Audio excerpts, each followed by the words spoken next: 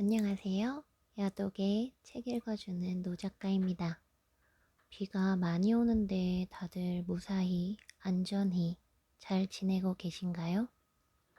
모쪼록 별탈 없이 지내시기를 바라며 오늘은 비도 쟁일 와서 꿀꿀한 기분에 즐겁게 쉬어가는 마음으로 귀여운 책을 한 권 읽어보려고 합니다. 바로 베아트릭스 포터가 쓴 피터 레빗 이야기인데요. 보시는 것과 같이 큰 글씨 서적입니다. 여러분들, 큰 글씨 서적 읽어보셨나요? 책을 많이 읽다 보니까 책 글씨가 작은 것이 어느 순간 좀 힘들게 느껴질 때도 있었는데 그에 반해 이 서적은 참 눈이 편해서 자주 손이 가더라고요. 여러분들도 기회가 되면 큰 글씨로 읽어보시길 바랍니다.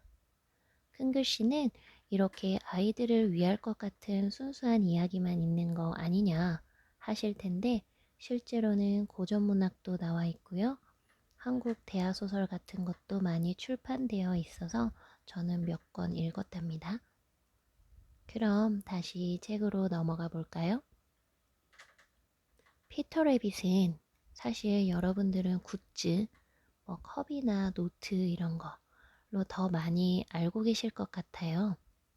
워낙 사파가 아기자기하고 따뜻하고 포근하고 이런 기분이 들죠. 사실 책을 읽기 전에는 이 전체의 책이 피터 레빗의 모험 같은 느낌일 것이라고 생각했는데 읽어보니까 피터 레빗의 마을 사람들이라고 해도 될 만큼 다양한 주인공들이 단편 나오고 있었어요. 물론 피터 레빗의 이야기가 가장 먼저 나옵니다. 그럼 동화책 한번 읽어보겠습니다.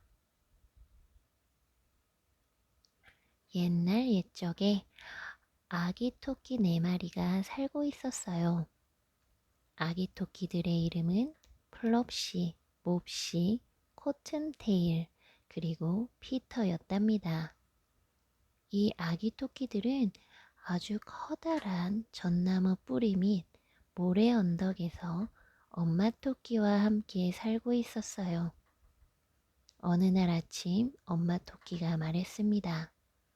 우리 귀염둥이들 들판이나 오솔길에서는 마음껏 놀아도 돼.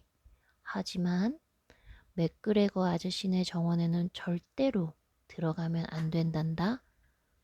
너희 아빠도 맥그레거 아저씨한테 잡혀서 파이 속으로 들어가시고 말았잖니? 엄마는 잠시 나갔다 올 테니 밖에 나가 놀고 있으렴. 조심조심 놀아야 한다. 라고 하며 이야기는 시작합니다. 토끼의 이름에서 좀 재밌는 거 없으셨나요? 저는 영어로는 귀여웠을 텐데 몹시라는 이름이 우리말로는 조금 재밌는 표현의 이름이란 생각이 들었습니다. 그리고 불문율처럼 엄마가 집을 비우면 꼭 일이 생기죠. 여기서도 역시나 우리의 주인공 피터가 얌전히 놀지 말고 꼭 가지 말라고 하는 곳을 굳이 잽싸게 찾아갑니다. 이 부분을 읽을 때 들어있는 사파를 보고 저는 너무 재밌었는데요. 사파 중에서 하나가 엄마 토끼가 피터에게 윗도리를 입혀주고 있는 모습인데 흡사 멱살을 잡는 것 같이 묘사되어 있어서 혼자 키득대며 웃었네요. 여러분들도 이 책을 한번 보시면 제가 무슨 말을 하는지 저의 마음이 무엇인지 알게 되실 겁니다. 자, 다시 책으로 돌아가서 말썽꾸러기 피터는 역시나 가지 말라는 맥그레거 아저씨네 정원으로 곧장 달려갑니다. 그리고는 사건이 벌어지죠. 그 부분을 읽어볼게요. 피터는 먼저 상추와 강낭콩을 마구마구 먹어댔어요. 그리고 당근도 와작와작 씹어 먹었답니다. 피터는 배가 아프기 시작했어요. 그래서 배가 아플 때 먹는 미나리를 찾아 나섰죠. 하지만 오이밭을 돌아가다가 피터는 그만 맥그레거 아저씨와 덜컥 마주치고 말았지 뭐예요. 맥그레거 아저씨는 땅에 엎드려 양배추 모종을 심고 있다가 피터를 보자마자 벌떡 일어났어요. 그러고는 갈퀴를 마구 휘두르며 피터를 쫓아왔지요.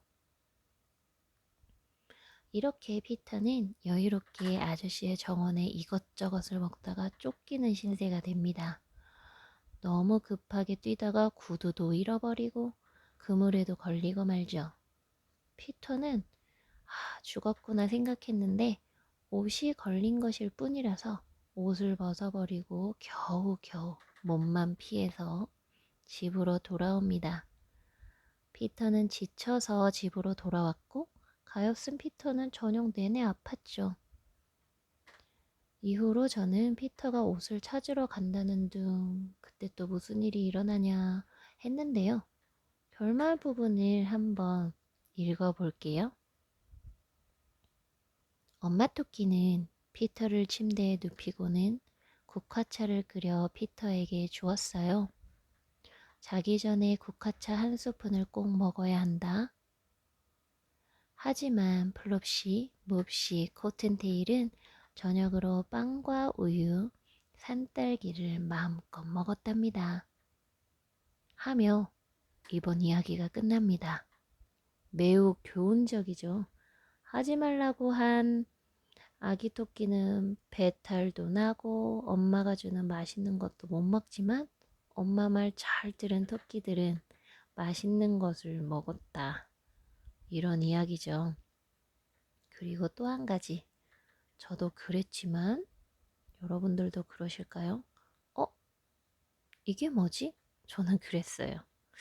그러실까 모르겠네요. 왜냐면 바로 뒤 이야기는 피터의 옷 구출 작전 이런 것이 아니라 갑작스레 다람쥐가 주인공인 다람쥐 너킷 이야기가 펼쳐지거든요. 그래서 단편이 딱 끝나나? 라고 생각했어요, 저는.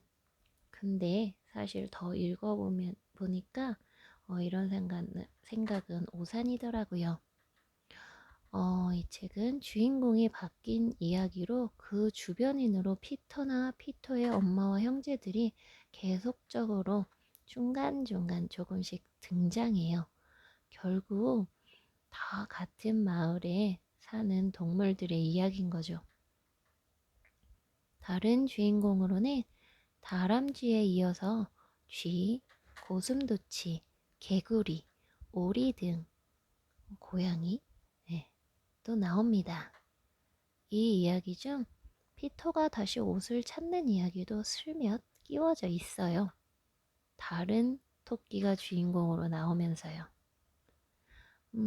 실제로 이 책을 쓴 베아트릭스 포터는 들판에 둘러싸인 집에서 토끼와 박쥐, 쥐와 고슴도치를 키우며 성장했으며 토끼들의 이름은 실제로 피터와 벤저민이었다고 해요. 이 책은 아이랑 같이 읽어도 좋을 것 같고요. 동화책이니까. 이야기의 단편만 보지 않고 조금만 생각해보면 인간의 모습을 대변하고 있기 때문에 저처럼 어른들이 읽으면서 내용을 음미해보고 사랑스러운 사파에 잠시 빠져보는 것도 좋을 것 같습니다.